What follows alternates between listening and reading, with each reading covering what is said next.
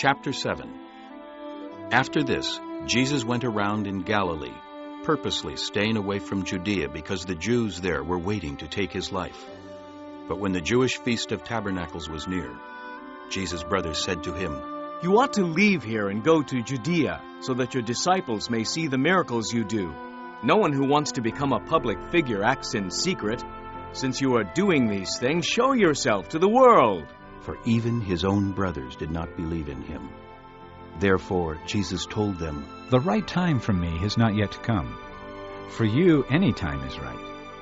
The world cannot hate you, but it hates me, because I testify that what it does is evil. You go to the feast. I am not yet going up to this feast, because for me the right time has not yet come." Having said this, he stayed in Galilee.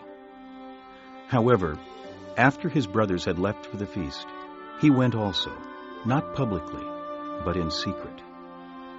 Now, at the feast, the Jews were watching for him and asking, "Where is that man?" Among the crowds there was widespread whispering about him. Some said, "He is a good man." Others replied, "No, he deceives the people."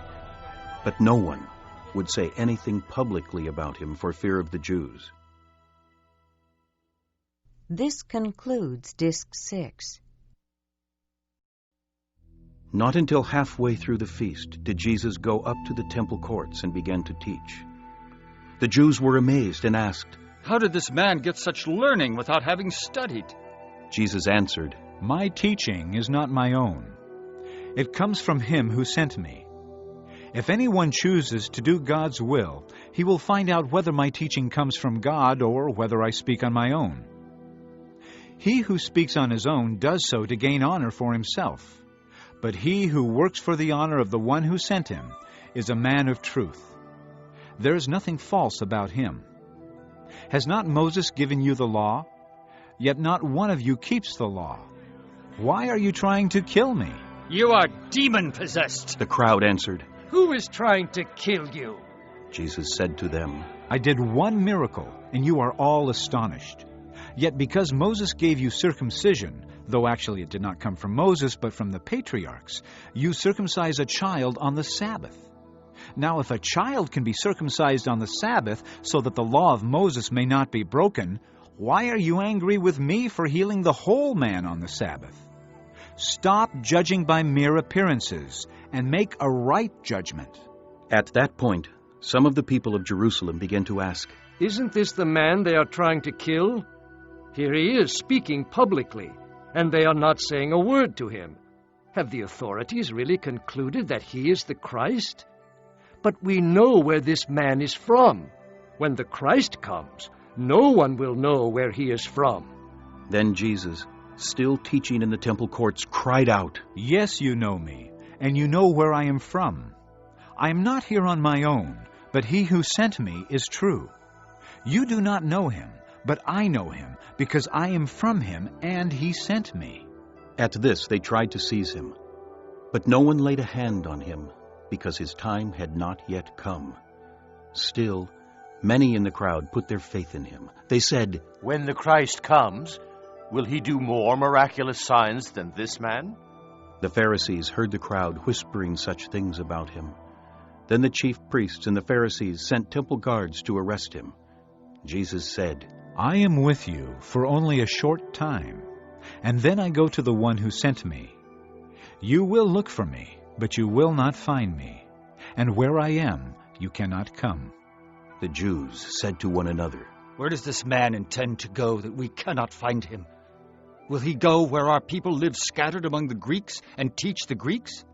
What did he mean when he said, 'You will look for me, but you will not find me,' and 'Where I am, you cannot come'?" On the last and greatest day of the feast, Jesus stood and said in a loud voice, If anyone is thirsty, let him come to me and drink. Whoever believes in me, as the scripture has said, streams of living water will flow from within him. By this he meant the Spirit, whom those who believed in him were later to receive. Up to that time the Spirit had not been given, since Jesus had not yet been glorified. On hearing his words, some of the people said, "Surely this man is the prophet."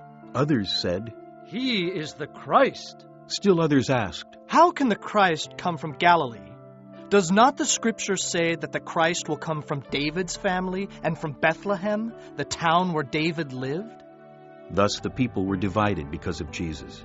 Some wanted to seize him, but no one laid a hand on him. Finally, the temple guards went back to the chief priests and Pharisees, who asked them, "Why didn't you bring him in?"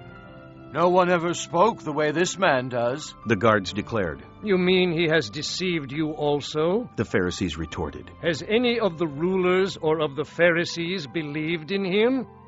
No. But this mob that knows nothing of the law, there is a curse on them." Nicodemus, who had gone to Jesus earlier and who was one of their own number, asked, Does our law condemn anyone without first hearing him to find out what he is doing? They replied, "Are you from Galilee too? Look into it, and you will find that a prophet does not come out of Galilee." The earliest manuscripts and many other ancient witnesses do not have John chapter 7, verse 53 through chapter 8, verse 11.